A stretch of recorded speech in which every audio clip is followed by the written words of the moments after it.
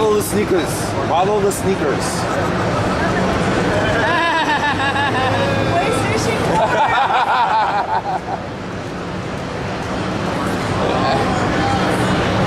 Adam's got Adidas and he's got Nike.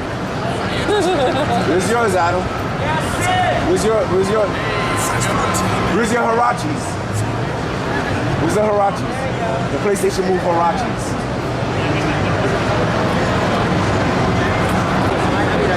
Hey, guess what? I'm gonna tag you. All-star panel. PlayStation experience. We're on the show floor. It's time for a very special panel. This is story time. We have some notable PlayStation folks here, some folks I'm sure all of you know, starting with Mr. Shuhei Yoshida.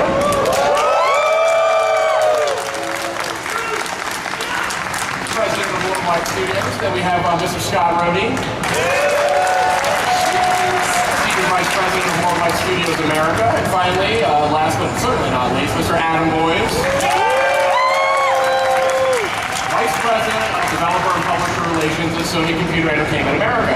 So, hot on the heels of, I think, what I would describe as a very successful inaugural PlayStation experience.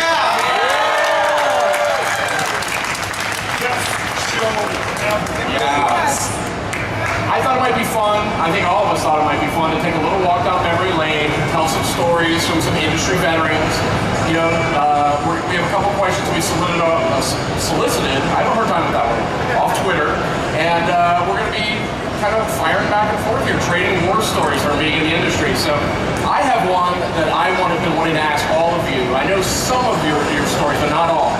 How did each of you break into video games? How did you get your start in the game industry? Start with me now? Sure. Well, there was a brick wall, and I put on a Kool-Aid Man costume. Always the bad jokes. I was actually, I've always loved video games. I tried making video games in high school. I was terrible at programming. So I actually applied to Electronic Arts in my hometown, in Burnaby, British Columbia. Got a job as a tester on NBA Live 96 for $5.50 an hour. Sweet. And that was my first job. Yeah. Canadian, so it's like $1 an hour. Yeah. Game tester testing NBA basketball. Mr. Rhodey. Kind of similar story. 1989 Sega Master System eSWAT. That was my first game. I've been incredibly lucky to be in the industry ever since. Just totally blessed. Can't imagine doing anything else. Totally awesome. Mr. Yoshida, how did you get your start? Yeah, well, you guys are role model. You know, people start, at the QA and testing games, and wow, this is so great. Dave Jaffe started that as well. So I came later in 1993 when I was working for Sony PC business. So Sony was actually doing the first public notebook for Apple computer. We are designing and manufacturing for Apple. And when I was working there, I got a call from Tokunaka-san, the first president of Sony Computer Entertainment, that there's someone named Ken Kutaragi. I want you to meet. So I didn't realize until after I met with Ken, it was an interview. And Ken said that they are making video game, and because I was working on the PC business, I knew things about computer graphics and how expensive it was to buy a professional computer graphics machine called the Silicon Graphics. It cost like $100,000. And Ken said that I'm making a system that's as powerful, but we'll sell it under $500. And I'm like, wow, this guy is a liar. This guy must be, on something. So I went back to Tokunaka-san and said that, Ken is liar, right? And Tokunaka-san said, no, I believe what he's saying. And I was like, that's amazing. I want to be in that team. So I became the first non-technical member of Ken Kutaragi's team in February 1993. I did not know that about you. Sort of a follow-up question off that I have that I think is interesting. It might be relevant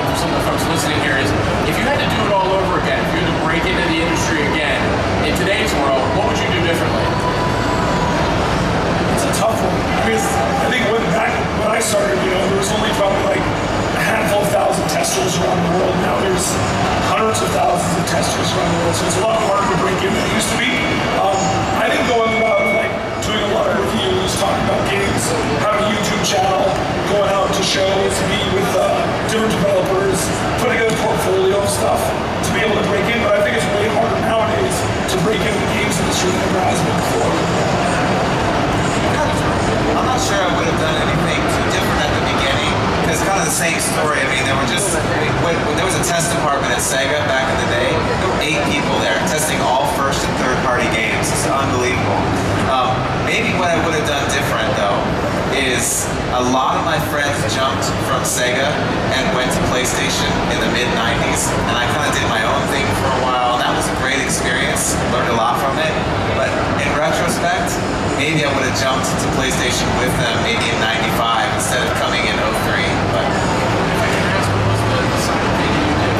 so myself and 2 other guys, we started a game studio called Page 44 Studios. That's actually how I met Shu. We were doing a job for PlayStation. It's kind of a funny story actually. Shu loves to tell this story, so please go ahead. Yeah, so 2003. Yeah, so we lost the head of studio head of sports teams in San Diego.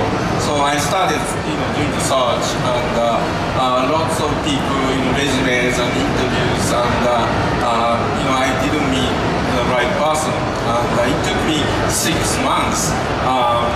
When I was talking with the game director of MLB, the show, Chris Cartridge, Chris was on stage yesterday. He said that you know what, I know someone who can do the job, and please tell me. And I thought he was going to propose himself. But it wasn't the case, and it's Scott Brody. We are working with, Scott, that I was like, that's such a great idea. So I set up a meeting with Scott, disguiding with some other meeting. It was funny, yeah.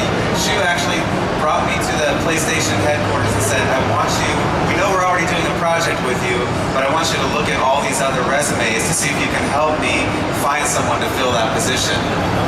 And that's how Scott came in, and there's no resume to look at, right? Actually, can you do this? And initially, you are not, because you lived in, You didn't want to move. Yeah, and you had a great, studio. So it took a few months of convincing, and it took for you to convince your wife to move the family. Right. So that's how I met Scott, and it's been amazing 10 years. It's been a fun ride. He likes to say he tricked me into joining PlayStation, which sounds ridiculous now, but I love that story. I have a theory that people who work in the game industry, there's sort of a game that makes them want to get into it. Do you guys have that game? Is there a game? I know there's a game that made me sort of say, man, I would love to work in this. I mean, really, and then lots of other games over the years, like further that, but is there a game that you played at some point in the past that made you say, man, I think I could do this, or this is something I seriously want to do? For me, it was actually Ultima 7. PC, I played a lot of PC games as a kid. And Ultima 7, the vast open world is such a massive universe. And I was like, how do you make this? Like, this thing's so huge. How on earth do you, my mind just kind of exploded. So when I started working at EA, I actually got in touch with the guys at Origin. I'm like, please, got to meet Sir Richard, Lord British. And I was like, how? He's like, we get a team of people together and you make it. How? He's like, there's no magic wand to make this thing, but that totally got me hooked, and I wanted to make games. I think for me, it's going to sound a little bit silly, but even when I was very young and I had my Atari 2600, playing that game Adventure, and playing it the wrong way, so you found the secret. Such an awesome game. You're totally right. I love that game. I was only, 7 or 8 years old, but it inspired me in a way that I didn't know affected me until later, when I had to make a decision. Am I a database programmer or am I a game tester? And it was no contest. It was go become a game tester. And I'm really sure that Adventure was a game that inspired me quite a bit. And actually, I never imagined I'd be on the game development side of business. And, but I was a huge game fan, and I've been playing in Nintendo, Super Nintendo, Sega Genesis, and my favorite genre was the Japanese RPG. I played every single Final Fantasy or the Dragon Quest, and there are a lot more Japanese. There are a lot more JRPGs back in the days, and they are doing great stuff. And at the same time, I'm still a big fan of action platform games, and I'm so excited about those indie games. They are bringing back those great 2D action platformer and dungeon. Yeah. So I love indie games, but especially I love these type of games. So it's funny when I say this, but you may not believe, but when I joined Sony, I thought at the time that in the future Sony is going to make a video game system because it's a computer, and it just made sense to me that as the tech advances, Sony would make video game system, and I thought I was very young, I'm going to join the project, and that just happened. It's amazing. You're leading right into the question I have. Obviously, you know Ken Kutaragi quite well. He's the father of PlayStation, and I believe you were with the company as they were getting ready to release the original PlayStation more than 20 years ago. What was that like? And tell me a little bit about that experience. Well, working for Ken was hard. Especially the engineering team had a really difficult time. I was not part of engineering group, so I had much easier time. But just, because we are small, we are talking everything with everyone back in the days, and Ken is like Monday every week comes into the office, and he has a new idea, and he talks to engineers and look at what they are doing and ask, who said that? And they are like, you did? Ken is very good at forgetting what he said the week before, and tells completely opposite thing the next day. So the engineering team have these tactics of just listen to what Ken says and decide how much of what he says they actually work on. Because engineering is hard, it takes time. And he's a genius, and I have I have amazing career and life, and that all thanks to Ken. If Ken didn't accept me, or if I didn't have that chance, I don't know what I have been doing. Maybe making TVs or something. But working for Ken was hard, and Ken was Ken had a really difficult time giving compliments to people. He gets competitive with everyone, and so he appreciates what we did, but he cannot say thank you, or he couldn't say you did a good job because he knows he could do better. So working for Ken for many years, I got compliments from him twice. And when I say this, my colleagues at SCE says, twice, that's great. That's 2 more times. There are lots of people who didn't get any compliments at all. And so that's how it was. Like, that's good stuff. That's cool. So now, we know you have a history with Sega. You've been in the game industry for some time. But the console industry is definitely in a different place now than it was back, say, in the heyday of the Master System or the Genesis. What have you seen that's changed in that time? Well, it's a great question. I was going to add when she was talking, my perspective on those first days of PlayStation is very different because we were at Sega and cartridge games were all the rage, and Genesis was really on the top of the world. It was kind of neck and neck with SNES, but it was a fun battle. And when we heard Sony, that TV company, was going to make a game game system, nobody there believed. Nobody thought, what does Sony know about making games and a game system? We've been doing it for years. And then we started to see it come around. And that was at the same time that Sega was trying to make the Saturn, right? And it just, sadly, it just didn't work. So then I saw people like, Mark Cerny was at Sega back in those days. So in fact, I was the lead tester on several of Mark Cerny's early games. So we've known each other for a really long time. Talking about Ken Kugaraki being hard to work with. It was a little tough being a tester on Cerny's games too, but guy's another genius. He's an amazing guy. So everything changed when the PlayStation was started and CD-ROMs were the new medium for games. It used to be you wait 3 months and hope that nothing was wrong with your game and cross your fingers, right? And I think once CD-ROM came, it was just opened up the floodgates for how much you could put into your game and onto a disc. It was amazing stuff. Adam, you've been at it for a long time too. I mean, you have a history with Capcom. Tell me a little bit more. I mean, what have you seen change over the last 10, 15, 20 years? I think one of the biggest changes that's happened is really the, back in the day, you had that huge, sorry about my voice, by the way, it's a little bit raspy. It's sexy.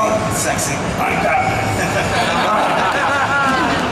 So, back in the day, it took a huge amount of people, quite a few people, big submission process, very detailed, big lead times, months and months to do it. And nowadays, smaller teams can do it, right? 5 people, 10 people can make games on their own. And the coolest thing is that now we have this flexibility where there's so many more types of games out there.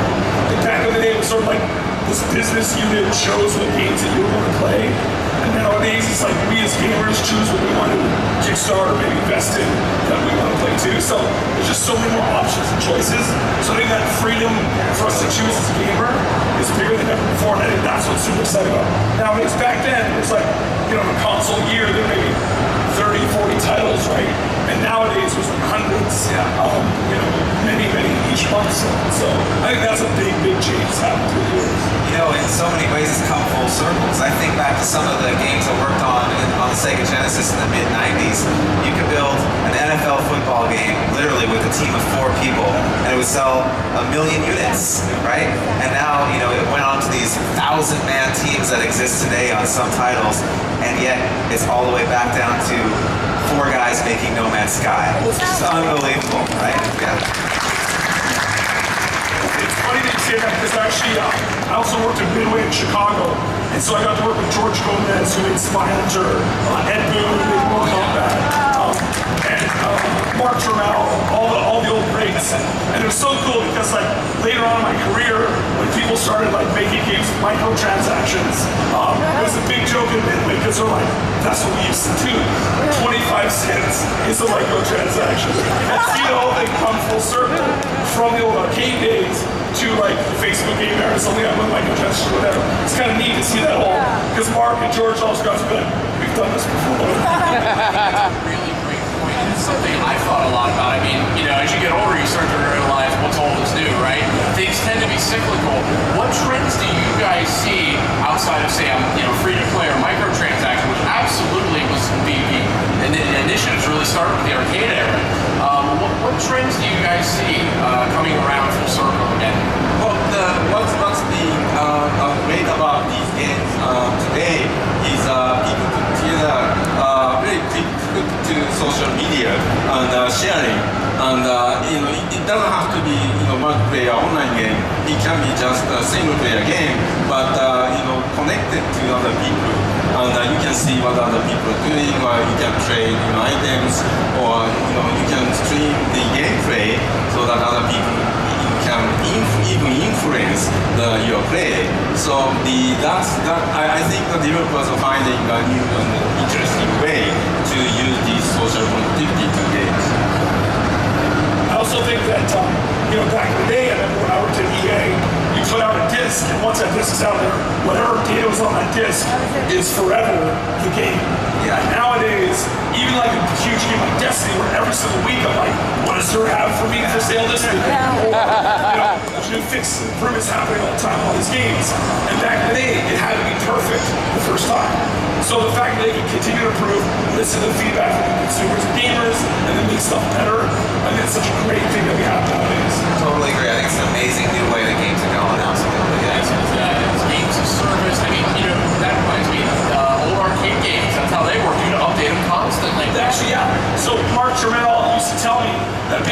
they would focus test by going to the bar, pulling up a stool right behind the arcade and watching people take. And they would literally just take notes, how many times they died, what their score was, where they died.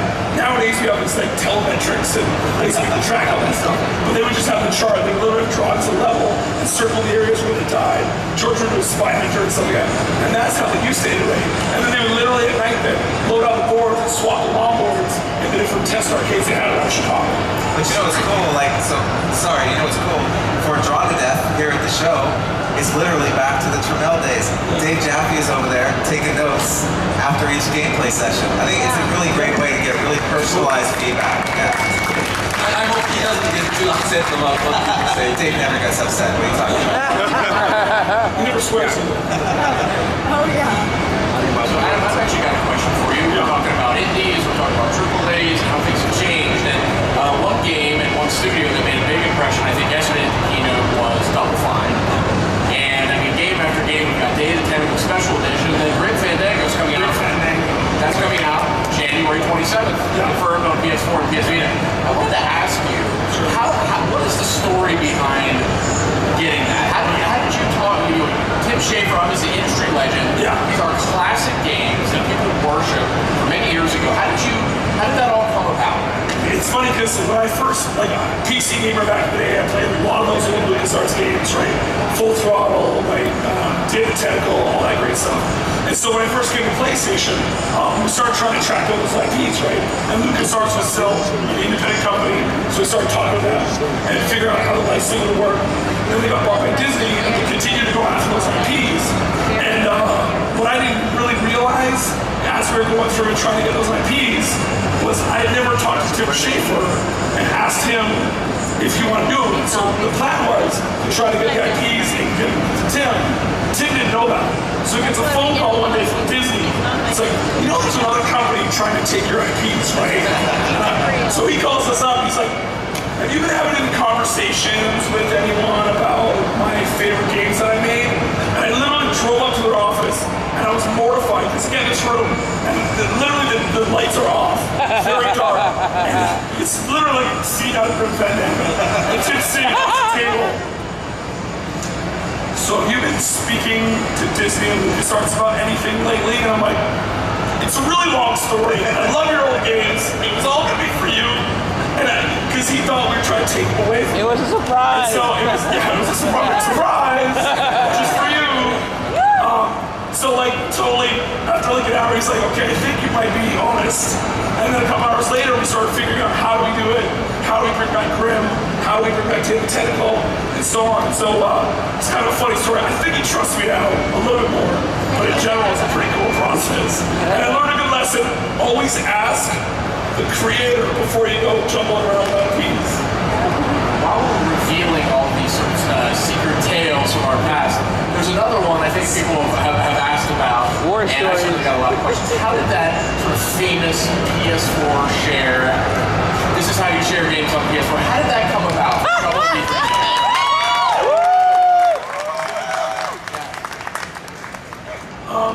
So that was like, I think about a week before E3, and there was a lot of hubbub about all the new consoles and stuff like that. And I remember talking about like our share policy internally, and we were trying to figure out like how do we show everyone how it works? Like what's the best way? Like, oh, you do a page on the internet that shows how you share. And then I remember I was actually just about to jump on a flight to LA, and I shot a note to Jack Trenton, to Scott Roto, and a couple other people. And I said, we should just do a video where somebody gives somebody else a game and says, this is how you share it. And within 20 seconds, Scott responds like, in all caps, oh my God, best idea ever. And the other execs were like, I don't get it. So we landed, and we were on site, like practicing for E3, behind the scenes. And I tell the guys in PR, they're like, I don't know about this. The camera crew, the shoe shows up, like, shoot. You need to do this video. Here's the idea. And she was like, okay. And I was like, but I said, we gotta figure out who the other person is. He's like, your idea. You're in it with me. I'm like, that was not the plan, but okay. And then we shot it. They edited it behind the stage. Like, so this all happened like 2 days before E3. Edited behind the stage. We finished it up. We showed it to Andy House, and he's like, that's hilarious. It's great. And then he goes, we should put in the press conference. It's really funny. We did like Four takes, right? Yeah. What were some of the takes? So one was the thanks. Yeah. I think one was that was easy. Yes. So I was there. I was the executive producer on the video. So one He gets all the royalties. one was a super long smile and wanted to add a twinkle. But yeah, the solo version was the best. Yeah. Absolutely. Because one was that was easy. I'm like, I think that's somebody else's tagline. It's like Geico or something like that. She was very Japanese, like. So we did it, and then so Andy saw us and loved it. Let's put the press conference, and it sort of made sense for Jack's section. We talked about all the policies. Jack saw it, he's like, it's not going to the press conference. You guys can tweet it out. He loved it. He thinks it's hilarious, but it makes more sense for us to tweet out. So while he was doing the section, we were out back, like literally synchronized tweet, like putting the tweet out, ready, set. As soon as the announcement went boom, and set up, and the dumbest commercial ever was born. No, great, man. That video was like a 14 video kind of.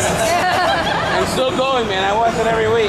I mean, that was like the definition of viral. I've never seen anything just so, I mean, that just exploded. It was such a memorable moment, I think, for you guys. I was sort of, honestly, you worked at the company for 6 or 9 months at that point, maybe a year. It's not a year. Yeah, and I was kind of like, oh, this Adam Boyes, like, look at this guy. That really put me, Making waves. You on my map at that point. Well, a lot of people came up to me in '93 and would just be like, can you show us? Yeah. So now it's, I was going to put you guys through that up here, but I decided it was, we have other fish to fry here. So on that note, we solicited, sent out a few tweets earlier. A couple of you guys sent in some great questions. I'm ready to give you guys an opportunity to speak to them, because it's been kind of cool.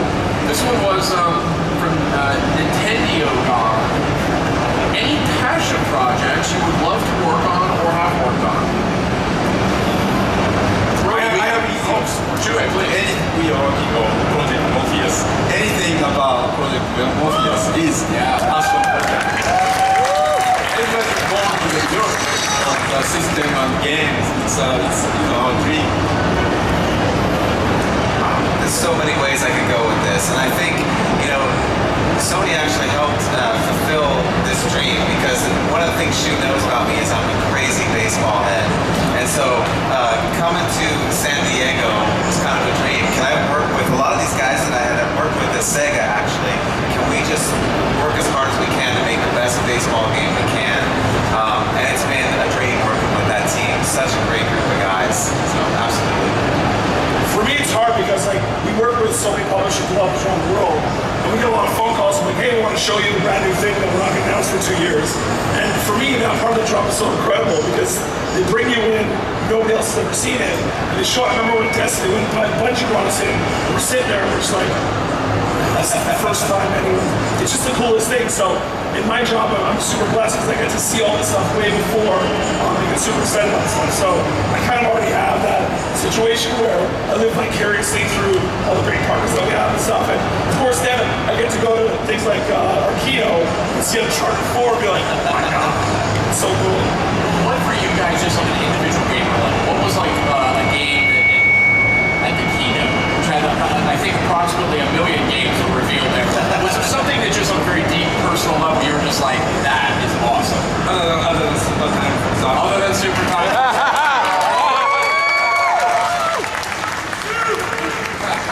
Yeah, like I said, I'm a huge fan of 2D action games and a big fan of the Dreambox Studios game, and I'm so excited to see the new games and actually created here on the video.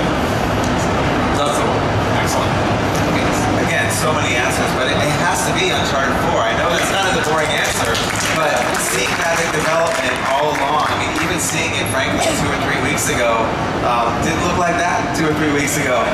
Those guys are amazing. They pulled it off. For me, there's sort of two. I think Shovel Knight, on my Vita, Shovel Knight's so awesome. With Kratos in it, that literally would be my new addiction on Vita. And then being able to be on stage with Ono-san and now Street Fighter 5, that was super awesome. I always, since I worked there, I'm a little bit biased, but I've always loved to work with those guys. And Street Fighter 5 being able to announce that was super cool. It was so funny when you showed the Street Fighter 4 first. Oh, it was good. That was good. Ultra Street Fighter 4, we expect things happen. Really quick, since Adam took over this role as head of third party 2.5 years ago, it's made my job so much more fun. So when you see things like the collaboration of Kratos and Shovel Knight, that's because there's like-mindedness Can here. we do this and put this and that? He's like, okay. Yeah, And we then figured it out. Scott will be like, hey, I saw this game the other day, it was awesome. Can you guys look into it? We're like, call them what kind of platform? So. But it's great because there's a gamer in the third party side, there's a gamer in the first party side, and we just can't wait for all these things to be married. Yeah. And it is awesome. Love this stuff. We got another good question from Game Counts on Twitter. Yeah. What is your favorite all-time game on any PlayStation platform? That's a tough one. I know Rhodey especially agonizing over this. So does Shuhei. I know. The show. That is close. That is up there. That is way up there. It is way up there. But I play so much sound shapes these days. I love that game. For any of you who, I've published, 90 levels on that game. I just absolutely love it. So it is sneaking up that list. That's all I can say. I'm selfish. I picked the one I worked on. It's Apex. The PS1 action plus game. For me, the one that totally changed my gaming life was Grand Theft Auto 3. When that came out, it was just like, you can do this in a video game. It was just the most amazing, pivotal moment, I think, of the transition of the consoles. Do what in a video game? Everything. Whatever you want, Scott. Whatever you do on the weekends. You can do this game. Have you tried cars? It's not often when a game comes out, it just instantly changes everything. Yeah. And it's very rare. I remember I was at Midway at the time, and they're like, we need every game to be open. Yeah. And every game you need to be able to drive a helicopter. Like, that doesn't make sense for Spylander. I know it's like Dark Souls, right? Dark Souls is huge for me. I mean, if I had to name my number one favorite game on a PlayStation console, I mean, that's just absolutely Tekken. Yeah, Tekken 3's up there, honestly. That's kind of out of left field, but I love Tekken. Huge Tekken fan. Here's another one. It's Magic Neil tweeted out. What was the first online game you ever played? Now, I mean, I think on that note, I remember playing, I think the first one I ever played was the original Unreal Tournament on PC. It was probably my first multiplayer online game, and it was actually on a dial-up modem. Not the greatest experience, but just good enough to go, it's going to change everything. So, what was the first online game you guys ever played? Mine was. The first came up, the RPG, the Ultima Online.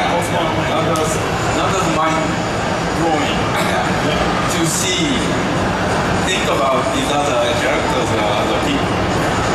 And we are trying to steal things. So, Breaking their houses, right? I remember for me, and this is, I honestly don't even remember the name. It was sort of a nameless multi-user dungeon, like a turn-based game. And I remember it was so enlightening to me. My friend had an old Atari ST computer, and after class, we'd go over to his house and he'd wait until 12:01 because that's when you could take another turn, right? And knowing that what I do is affected by what everyone else is doing was such a revelation to me. It's just incredible.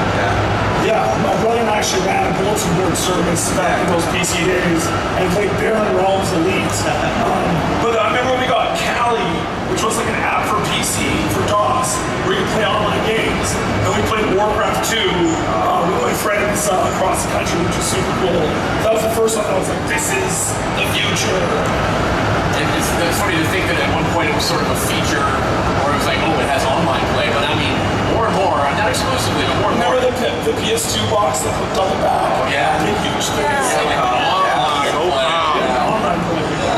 So we don't have a lot more time, but I was curious if you guys had any final stories that perhaps you'd like to reveal from your storied careers. It is story time after all. Tell me a story, Adam. I told a lot of stories, that's why my voice is hoarse. Too many stories. Scott, you have to have something good from Sega. Well, there's plenty of stories from Sega, but I'm going to say this story, and I'll probably put my job at risk by doing it, but we talked about this the other day in your office, that's why I want to tell it. But it's so funny because it's a story about Shu. So, but some of the things that Shu might not know, it's just so funny. So, I think Shu has changed a lot in the last 6 to 7 years since he's had his twin girls, right? And I think it's just, changed so much. But in the early days of me working for Shu, this man, believe it or not, could be pretty intimidating. And when he doesn't smile. see, look at that. Super rare, like you see it. So when anyone in Worldwide Studios America had to deliver bad news to Shu, there was a lot of fear. There was a lot of thought that went into the email that had to be sent to Shu in Japan. And the act of sending the email, pushing send, some people started calling that Russian Shulette. But we had lots of names for it. But again, I think that so much has changed, with our working relationship in the last 7 to 8 years, and we just have so much fun together. When we get together, we don't talk budgets, we don't talk spreadsheets, we don't talk corporate. First thing every time, what are you playing right now? And we just talk about that for hours, and it's so much fun. I remember when I first went to Shu's office in Tokyo, and I saw these 2 huge stacks of games, and on his desk is old games, stuff everywhere. And I'm like, just kind of felt like you tidy up a bit. And I'm like, sure, is this your backlog? These tabs is hand on one pile goes, done, not done.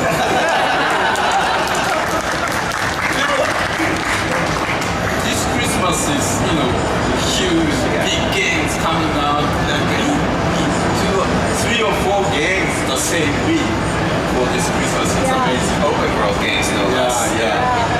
So I have huge stack of big games. Shuhei, do you have any fun stories about Mr. Rhodey? So I was things to get Scott on board, and Scott was resisting, and still but we are working on titles, and Scott was saying I don't know, and but I was convinced, and finally Scott agreed, and I had to kind of discuss with Scott's other partners to make this thing transition peacefully. So everything was set, but still my boss at the time was Jack Trilling. So I had to get Jack's approval, sign off to get Scott on board. And Scott came to the office to interview Jack, and Scott has you have some eye thing, right? Yes, So always has sunglasses. Surprisingly enough, I don't have sunglasses on my head right now, but I usually do. So Scott came into the interview with Jack with sunglasses on, and after the conversation, Scott left, and I asked Jack, so what do you think? And he said, sunglasses. He said, that's pretty cocky to wear sunglasses to an interview. So he almost didn't join us. But luckily, Jack and I joked about that for years afterwards. Gentlemen, before we take off, any final thoughts about PlayStation Experience? This is the first annual PlayStation Experience. I think that the vibe is good. I think people liked it. What do you guys think? We demand it! We started talking about this a while back, and this whole idea of this show. We've been to a lot of other shows, PAX, BlizzCon, EVE, FanFest, stuff like that. And we started we're all hanging around, why haven't we ever gone together with our fans to hang out for a couple days and play a bunch of games? And it was literally the easiest pitch and approval process in the history of anything we've ever done. That's what we should do. And literally people don't we already do that? Haven't we done that before? Why are we doing that right now? So to see everyone come out from all around the world, I met some people from Norway and Sweden that are here from Guatemala, all around the US and Canada. It's been incredible to meet all the fans and be here in what I think feels like one of the best shows I've ever been to. Being here with all our fans has been incredible. So it's been amazing. Thank you guys. Thank you guys all for coming. This means so much to us. You have no idea. Met so many great people over the last couple of days. Incredible. Unbelievable. Any final thoughts, Rhodey? Now that we want to start crying because we're so happy. Again, it's echoing everything Adam said. This this is amazing. We hope we can do this again. We can't wait. I mean, you guys have been awesome. It's fun just walking through the hallways in this place. It's just so much fun. Walking my hotel room. That's right. It's awesome. In the same way, I feel so at home here, and it's like I'm surrounded by lots of friends that I've known for years. So I really want to come back, if we are doing this again. And I'm sure the developers who are here must have been feeling the same way. So hopefully, you convince Sean Layden to put this together again. Sean, should we do it next year? Okay. What do you guys think? Should we do it next year? Yeah! I think that's a pretty good focus group results. There you go. It's on the menu. Guys, thanks for joining us so much. Thanks for joining us for story time. We are out of time for stories, but this is it. This is the last broadcast for PlayStation Experience this year. Give everyone a hand. Give yourselves a hand. Thank you.